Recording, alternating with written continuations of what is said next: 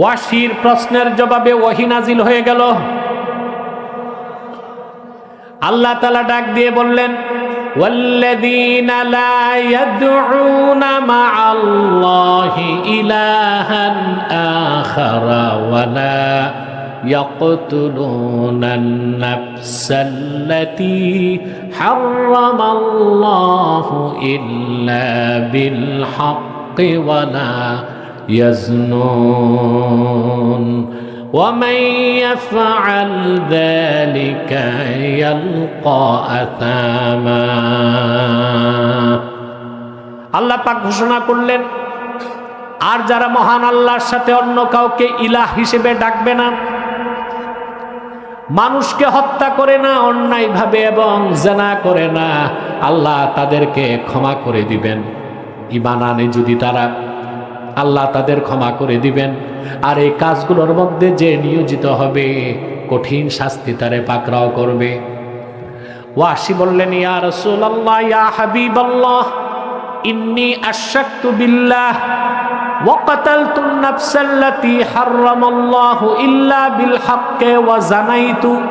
আমি তো শিরকের গুনাহ করেছি, আমি অন্যায়ভাবে মানুষ হত্যা করেছি, জীবনে কতবার জিনা করেছি তার কোনো খেয়াল নাই, তাইলে ঈমান এনে লাভ কি? আল্লাহর পক্ষ থেকে আবার ওহী চলে আসলো, ইল্লা মান তাবা ওয়া আমানা ওয়া আমিলা আমালান সালিহান ফাউলাইকা ইউবাদদিলুল্লাহু সাইয়্যাতিহিম হাসানাত ওয়া কানাল্লাহু গফুরুর রহিমা। আল্লাহ রাব্বুল আলামিন ঘোষণা করলেন, হাবিব আমার মুহাম্মদ সাল্লাল্লাহু আলাইহি ওয়াসাল্লাম ওয়াহশী সহ মানব জাতিকে জানায় দেন, বান্দা শিরক করুক, কুফর করুক, যত গুনাহ করুক, তাদের মধ্যে যে ব্যক্তি তওবা করবে, ঈমান এনে মুমিন মুসলমান হয়ে যাবে আর নেক আমল করবে, তাদের প্রত্যেকের জিন্দেগীর গুনাহগুলোকে আল্লাহ রাব্বুল আলামিন সওয়াবের দ্বারা বদল করে দিবেন। আউযু বিল্লাহি মিনাশ শাইতানির রাজীম। বিসমিল্লাহির রাহমানির রাহিম। কুল ইন কুনতুম তুহিব্বুনাল্লাহা ফাত্তাবিউনি ইউহিব্বুকুমুল্লাহ ওয়া ইয়াগফির লাকুম যুনুবাকুম ওয়াল্লাহু গফুরুর রহিম। কুল আতিউল্লাহা ওয়ার রাসূল ফাইন তাওয়াল্লাউ ফাইন্নাল্লাহা লা ইউহিব্বুল কাফিরিন। আল্লাহ তাআলা বলেন, প্রিয় হাবিব মুহাম্মদ সাল্লাল্লাহু আলাইহি ওয়াসাল্লাম, আপনি বলুন, ইন কুনতুম তুহিব্বুনাল্লাহ, তোমরা যদি মহান আল্লাহকে ভালোবেসে থাকো, ফাত্তাবিউনি, তাহলে আমার অনুসরণ করো। আল্লাহকে ভালোবাসার দাবি করলে অবশ্যই আল্লাহর হাবিবের অনুসরণ করতে হবে। আল্লাহ তাআলা দুটো কাজ নিজের পক্ষ থেকে বান্দার জন্য করে দিবেন। সেটা কি? ইউহিব্বুকুমুল্লাহ, আল্লাহ তোমাদেরকে ভালোবাসবেন। ওয়া ইয়াগফির লাকুম যুনুবাকুম, আই যুনুবাকুমুল কাবাইরা ওয়াস সাগায়ের, তোমাদের জীবনের কবিরা সগীরা সমস্ত গুনাহকে আল্লাহ মাফ করে দিবেন। ওয়াল্লাহু গফুরুর রহিম, নিশ্চয় আল্লাহ তাআলা ক্ষমাশীল এবং পরম দয়ালু। এরপরে আল্লাহ তাআলা বলেন, قل أطيعوا الله والرسول فإن تولوا فإن الله لا يحب الكافرين। প্রিয় হাবিব মুহাম্মদ সাল্লাল্লাহু আলাইহি সাল্লাম, আপনি আরো বলে দিন, তোমরা মহান আল্লাহর আনুগত্য করো, আল্লাহর রাসূলের আনুগত্য করো, অর্থাৎ আমার আনুগত্য করো। ফাইন তাওয়াল্লাউ, যদি এই আনুগত্য থেকে তারা মুখ ফিরিয়ে নেয়, ফাইন্নাল্লাহা লা ইউহিব্বুল কাফিরিন, নিশ্চয় আল্লাহ কাফেরদেরকে পছন্দ করেন না। তাহলে আল্লাহ তার হাবিব মুহাম্মদ সাল্লাল্লাহু আলাইহি ওয়াসাল্লামের আনুগত্য ঐচ্ছিক না, আবশ্যক। আল্লাহ তার রাসূলের আনুগত্য থেকে যারা মুখ ফিরিয়ে নেবে, আল্লাহ তাদেরকে কাফের বলেছেন। কি বলেছেন? জোরে বলেন। তিনি স্পষ্ট বলে দিলেন, ফাইন্নাল্লাহা লা ইউহিব্বুল কাফিরিন, আল্লাহ তাআলা কাফেরদেরকে পছন্দ করেন না। প্রত্যেক মুমিন আল্লাহকে ভালোবাসে, ঠিক না? আল্লাহর হাবিব মুহাম্মদ সাল্লাল্লাহু আলাইহি ওয়াসাল্লামকে ভালোবাসে। আর এই ভালোবাসাটা হতে হবে জানমাল সবকিছুর চেয়ে বেশি, ঠিক না?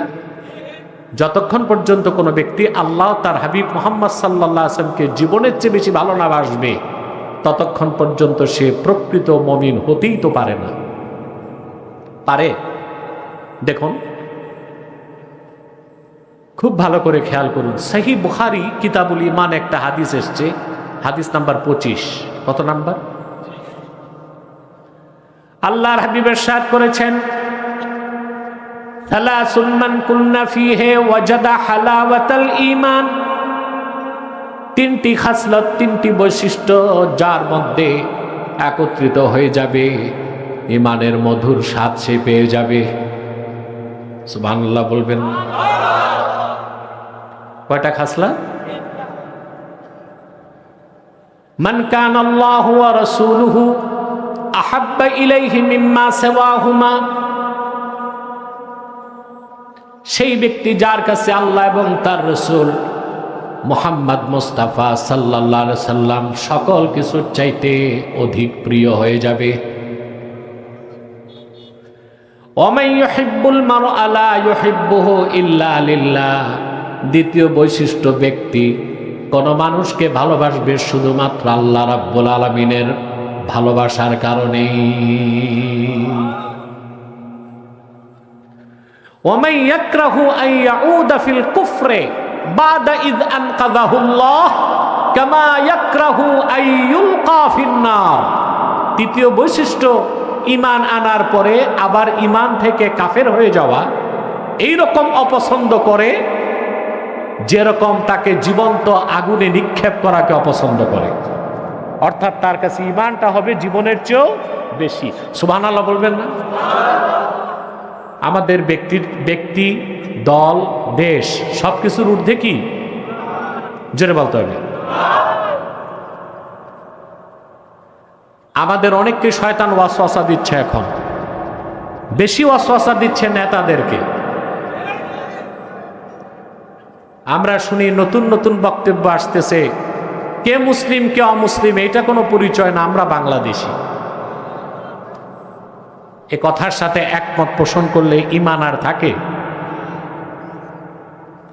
কে বাংলাদেশি কে বাংলাদেশি না, এগুলো কি কবরে প্রশ্ন হবে? আমাদের প্রিন্সিপাল আইডেন্টিটি হচ্ছে আল্লাহ আমাদের শিখাইছেন, আমাদের পরিচয় আমরা মুসলমান। এই পরিচয় দিতে কে বলছেন?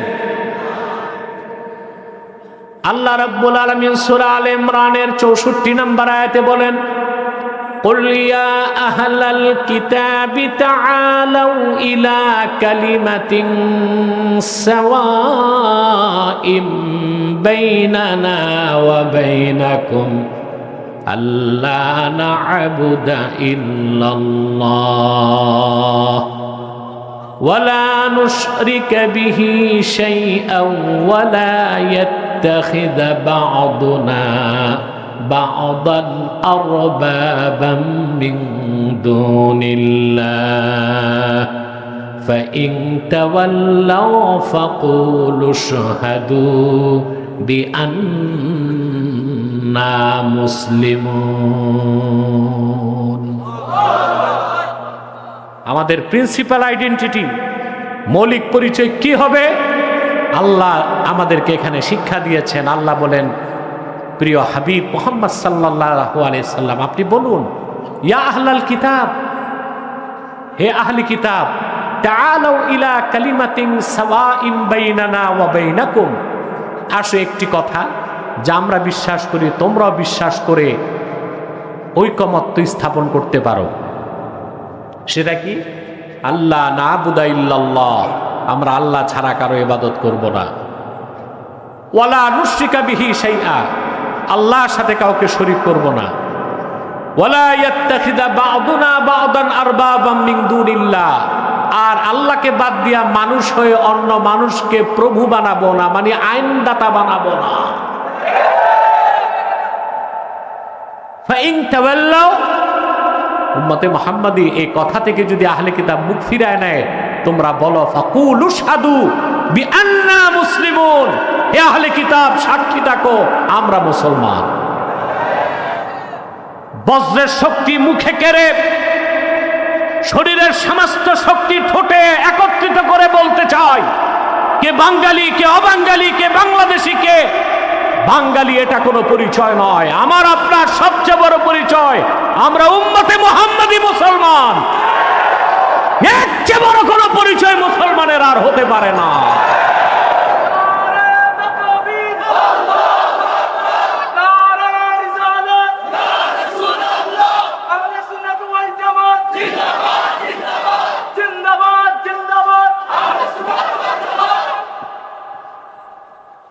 দুঃখ করে বলতে হয়, আমার 19 সালে 20 সালে মানুষ দেখেছে করোনা ভাইরাস, আর 2024-এ 5ই আগস্টের পর দেখা যাচ্ছে মুনাফিকির ভাইরাস। টাকায় বিক্রি হচ্ছে, মানুষ পারচেজ হয়ে যাচ্ছে, ইমান ইসলামের স্বার্থ আর দেখতেছে না। কিন্তু এই অধম 8ই আগস্ট থেকে জাতিকে সতর্ক করছে। ভারতীয় আধিপত্যবাদকে আমরা লাথি মেরে দিয়েছি, ফেসিবাদের গলা টুটি চেপে ধরেছি, একটি গজব থেকে দেশ মুক্ত হয়েছে। আমি আশঙ্কা করেছিলাম আরেকটি গজব আসতেছে, মানবিক করিডোর নামে সে গজব আসার পথ খুলে দেওয়া হয়েছে। কথাগুলো বলতেছি 8 মাস আগ থেকে, তখন কেউ বলে নাই, আমাদেরকে নিয়ে হাসি তামাশা করতে, আমরা রাজনীতি বুঝি না, ওনারা বুঝে। আর এখন সবাই একই কথা বলতেছে যে হিংস্র নেকড়ের মুখ থেকে জাতি বেঁচেছে, বাঘের মুখে এসে পড়েছে। নেকড়ের মুখ থেকে বাঘের মুখে। আমি আজকে সরওয়ার্দী উদ্যানেও বলেছি, এখানেও বলছি, আমার দেশের স্বাধীনতার দিকে কেউ যদি হাত বাড়ায়, বাংলাদেশের প্রত্যেকটি মাদ্রাসা একটা ক্যান্টনমেন্ট হয়ে যাবে। আমার দেশের সবুজ লাল পতাকার দিকে কেউ চোখ তুলে তাকালে তার চোখ উপড়ে দেওয়া হবে।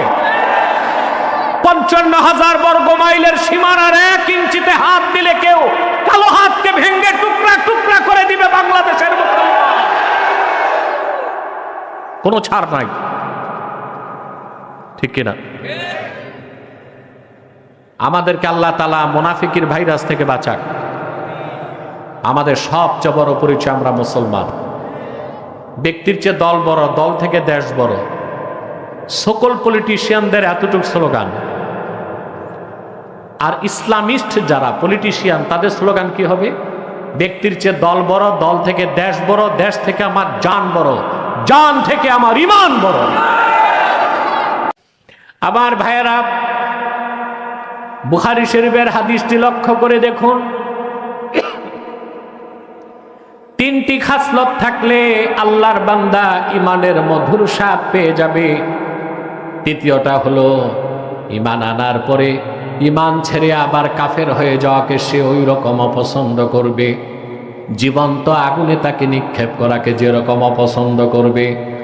অর্থাৎ ইমান আনার পরে ইমানটা তার কাছে এত বেশি প্রিয় হয়ে যাবে, তার জীবন উৎসর্গ করে দিবে। কিন্তু কাফের মুশরিক বেঈমানের সামনে মস্তক নত করবে না, মস্তক কেটে দিবে। ঠিক কিনা? তো যে তিনটি খাসলাত একত্রিত হলে ইমানের মধুর স্বাদ পাওয়া যায়, তার প্রথমটাই হচ্ছে আল্লাহ তার রসুলের ভালোবাসা হতে হবে সব কিছুর চেয়ে বেশি। সুবহানাল্লাহ বলবেন না?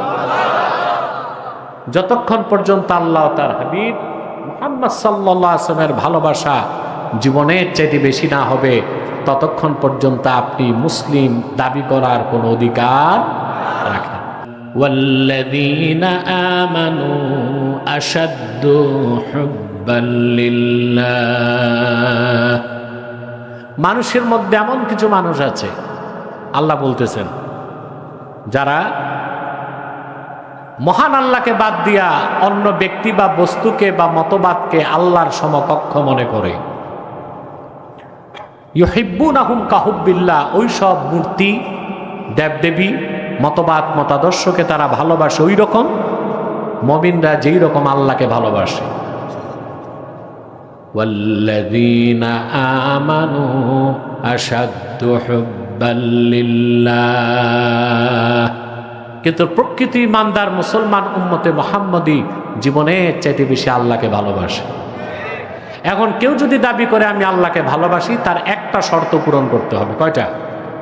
আল্লাহ সেটা বলেন, কুল ইন কুনতুম তুহিব্বুনাল্লাহ ফাত্তাবিউনি ইউহিব্বুকুমুল্লাহ। মুহাম্মদ সাল্লাল্লাহু আলাইহি ওয়াসাল্লাম, আপনি আমার পক্ষ থেকে ঘোষণা করুন, যদি তোমরা মহান আল্লাহকে ভালোবেসে থাকো, তার প্রমাণ দিতে হবে। প্রমাণ হচ্ছে ফাত্তাবিউনি, আমি মুহাম্মদ সাল্লাল্লাহু আলাইহি সাল্লামের অনুসরণ করো। আল্লাহর হাবিব মুহাম্মদ সাল্লাল্লাহু আলাইহি সাল্লামের অনুসরণ করা ছাড়া আল্লাহকে পাওয়া, আল্লাহর সন্তুষ্টি অর্জন, আল্লাহকে ভালোবাসা সম্ভব নয়।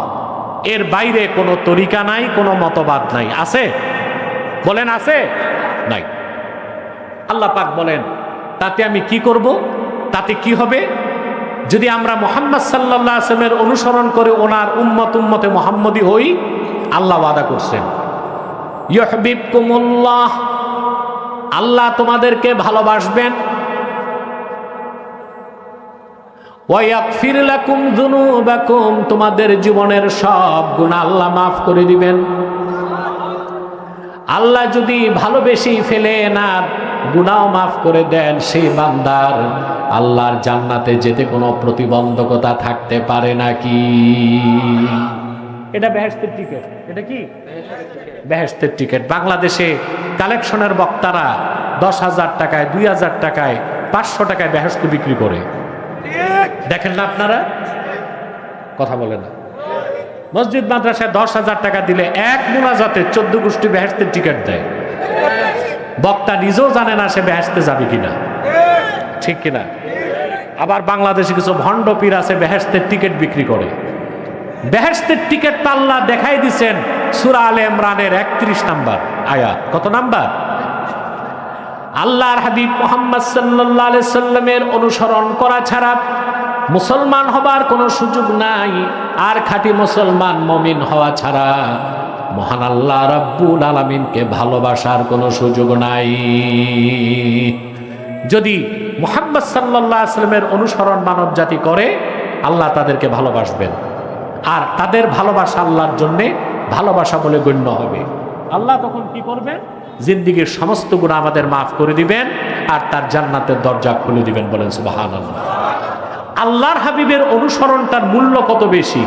বান্দার গুনাহ যত বেশি হোক, যত বড় হোক, সুবহানাল্লাহ, যত বেশি হোক, যত বড় হোক, আল্লাহর হাবিব মুহাম্মদ সাল্লাল্লাহু আলাইহি ওয়াসাল্লামের রিসালাতকে বিশ্বাস করে ওনার আনুগত্য মেনে নিলে, মুমিন হয়ে গেলে জীবনের সব গুনাহ আল্লাহ মাফ করে দিবেন। ওয়াহশী একজন সাহাবীর নাম কি? ওয়াহশী। মক্কা যখন বিজয় হবে, এই তোমরা বন্ধ করে রাখো। মক্কা যখন বিজয় হয়ে গেল, ওয়াহশী পালায়ে যাচ্ছে। মক্কা মুকাররমা বিজয়ের পর দলে দলে মানুষ ইসলাম গ্রহণ করতে লাগলো। সুবহানাল্লাহ। মক্কা বিজয় হয়েছে বিনা রক্তপাতে। শুধু 4 জনকে রাসূল করিম সাল্লাল্লাহু আলাইহি ওয়াসাল্লাম মৃত্যুদণ্ড দিয়েছিলেন।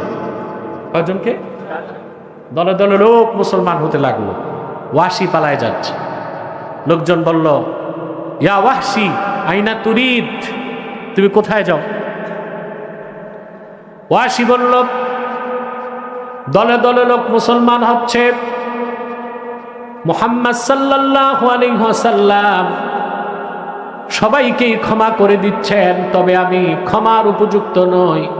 আমি সেই পাপী জালেম যে কিনা উহুদ ময়দানে গিয়েছিলাম ভাড়াটে খুনি হিসেবে। রাসূল করিম সাল্লাল্লাহু আলাইহি সাল্লামের আপন চাচা আমিরে হামজাকে আমি হত্যা করেছিলাম।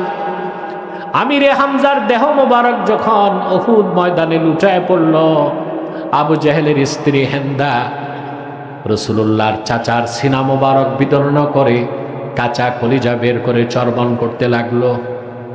আমিরে হামজার নাক কান কেটে মালা তৈয়ার করে গলায় পরিধান করে উল্লাস করলো। সিরাতের কিতাব সাক্ষ্য দেয়, আল্লাহর হাবিব সাল্লাল্লাহু আলাইহি সাল্লামের দান শহীদ হবার কারণেও উহুদ ময়দানে রাসূলুল্লাহ এত বেশি ব্যথা পান নাই।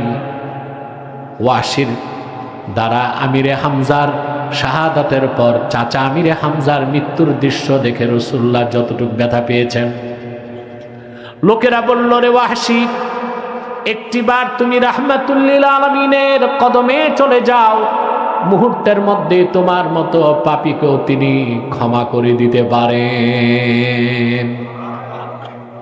ওয়াহশী বলেন, বুক ভরা ব্যথা, বুক ভরা ভয় আর শঙ্কা নিয়া থরথর করে কাঁপতে কাঁপতে আমি রাসূল করিম সাল্লাল্লাহু আলাইহি ওয়াসাল্লামের কদমের সামনে দাঁড়ালাম। আল্লাহর হাবিব বললেন, কে হে তুমি? আমি বললাম, আমার নাম ওয়াহশী। আল্লাহর হাবিব জিজ্ঞেস করলেন, কোন ওয়াহশী?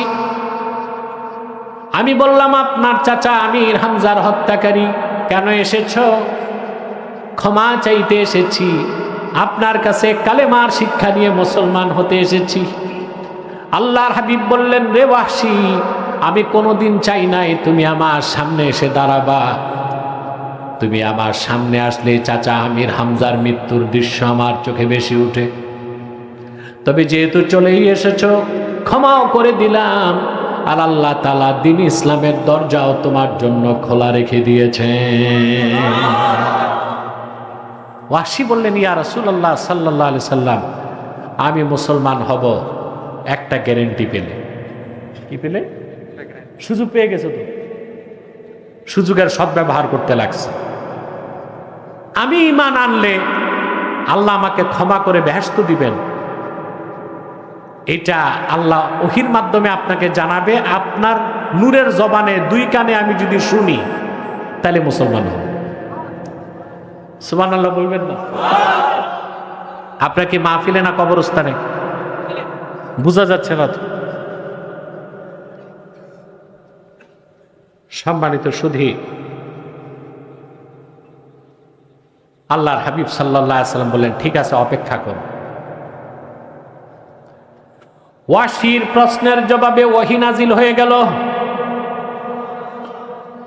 আল্লাহ তাআলা ডাক দিয়ে বললেন, ওয়াল্লাযীনা লা ইয়াদউনা মা'আল্লাহি ইলাহান আখারা ওয়া লা ইয়াকতুলুনান নাফসাল্লাতী হারামাল্লাহু ইল্লা বিল হাক্কি ওয়া লা يزنون ومن يفعل ذلك يلقى أثاما। আল্লাহ পাক ঘোষণা করলেন, আর যারা মহান আল্লাহর সাথে অন্য কাউকে ইলাহ হিসেবে ডাকবে না,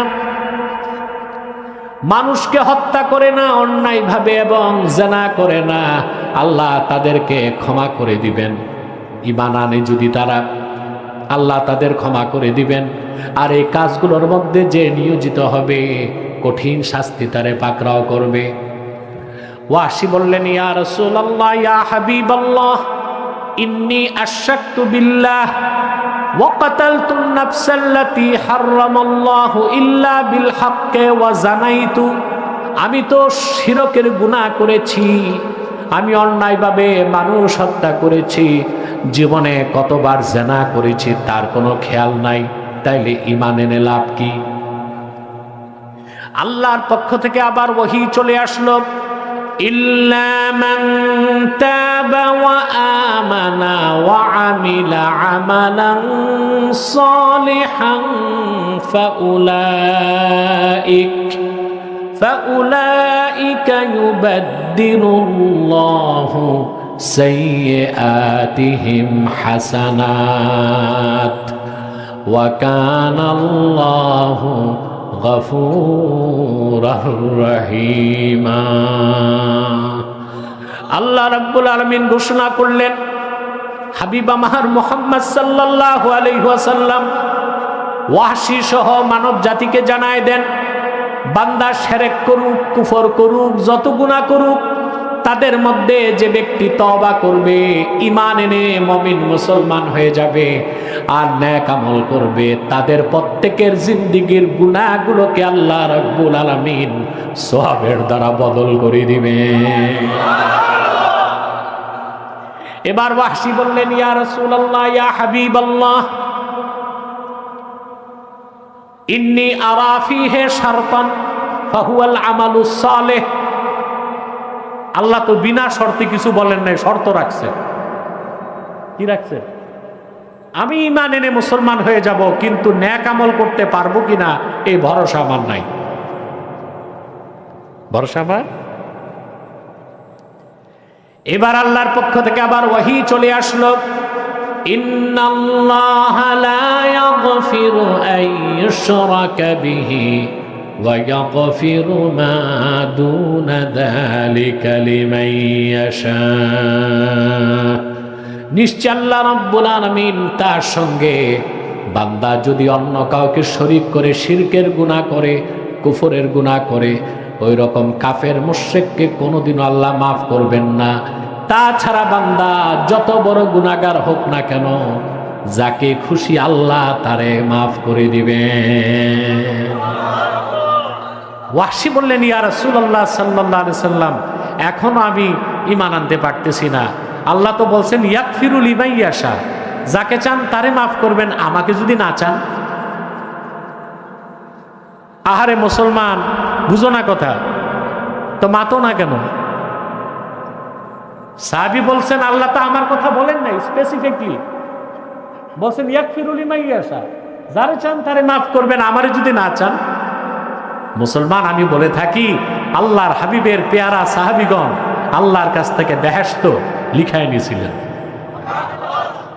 সেজন্যই তো আহলুস সুন্নাহ ওয়াল জামাতের আকীদা ও বিশ্বাস আকিদাতুন মুস্তাহকামাতুন সাবিতাতুন বিনুসুসিল কুরআনি ওয়াস সুন্নাহ ওয়া ইজমাইল উম্মাহ। কোরআন, হাদিস এবং ইজমা দিয়ে প্রমাণিত রাসূল করিম সাল্লাল্লাহু আলাইহি ওয়াসাল্লামের সুমহান সাহাবীগণ সত্য ন্যায়পরায়ণতার মানদণ্ড। এই বিশ্বাস হৃদয়ে গেঁথে নিতে হবে। পারবেন না ইনশাআল্লাহ? সাহাবী সুবিধাটা কি তার নিছে না আমাদের সবার? সুবহানাল্লাহ কইবেন না? একা সুবিধা নিছে? হুকুমটা কি তার জন্যই খাস? তার জন্য খাস, আমাদের জন্য আম। সুবহানাল্লাহ। যদি ওয়াহশী এইরকম না করতেন, তা আমাদের মতো গুনাহগার সহজে কেমনে বেহেশতে যাইতাম? আমাদের মতো গুনাহগার যদি সত্য ন্যায়পরায়ণতার মানদণ্ড খুঁজতে হয়, ওয়াহশীর জীবনী থেকে নিতে হবে। ঠিক কিনা? এবার আল্লাহর পক্ষ থেকে চূড়ান্ত ঘোষণা আসলো, কুল ইয়া ইবাদিয়াল্লাযীনা আসরাফু আলা আনফুসিহিম লা তাকনাতু মির রাহমাতিল্লাহ ইন্নাল্লাহা ইয়াগফিরুদ যুনুবা জামিআ ইন্নাহু হুয়াল গফুরুর রহিম। আল্লাহর পক্ষ থেকে ওয়াহশীর জন্য খাস, বাকি উম্মতের জন্য আম। চূড়ান্ত সুসংবাদ চলে আসলো।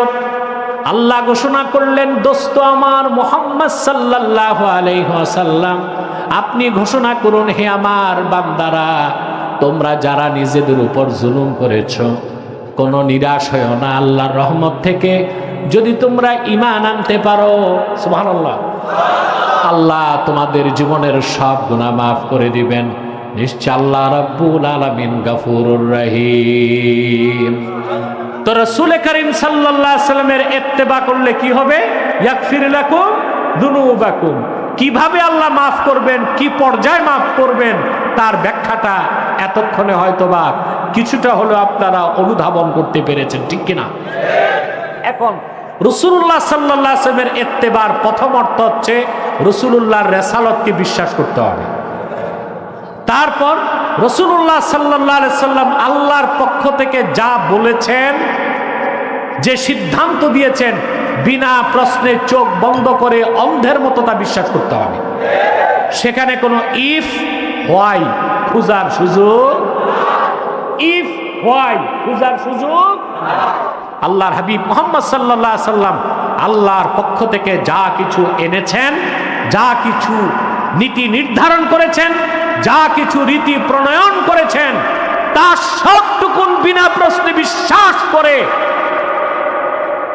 আপনাকে মুমিন হতে হবে। তারপর অনুসরণ করে আপনাকে খাঁটি উম্মত হতে হবে। অতএব রাসূল করিম সাল্লাল্লাহু আলাইহি ওয়াসাল্লামের ইত্তেবা বা অনুসরণ ছাড়া মুসলমান হবার সুযোগ। কথাটা আরেকটু স্পষ্ট করে দিন আল্লাহ 32 নম্বর আয়াতে। শুনতেছেন? মনোযোগ আছে তো? এরপরে আল্লাহ রাব্বুল আলামিন বলেন, কুল আতিউল্লাহ ওয়ার রাসূলা ফাইন তাওয়াল্লাউ ফাইন্নাল্লাহা লা ইউহিব্বুল কাফিরিন।